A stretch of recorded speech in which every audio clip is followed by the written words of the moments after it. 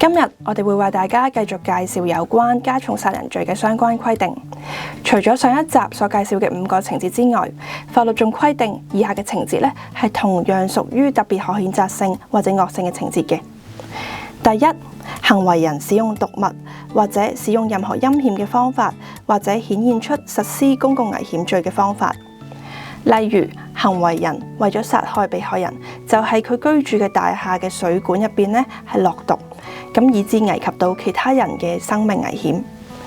第二，行為人喺冷靜嘅精神狀態之下，又或者係採用一個經過深思嘅方法之後而採取嘅一啲行為，又話殺人意圖咧已經持續超過24小時。例如，行為人咧為咗殺害被害人，佢精密咁樣制定咗一個詳細殺人計劃，並且最終咧係按照呢個計劃去實施殺人嘅行為。第三，行為人喺公務員、教學人員、公共考核員、證人或者律師執行職務時而對佢作出嘅事實，又或者係因為佢嘅職務咧而作出嘅事實。例如，某人因為證人喺法庭上面作出嘅證言對佢自己不利而懷恨在心，最終係將佢殺害嘅。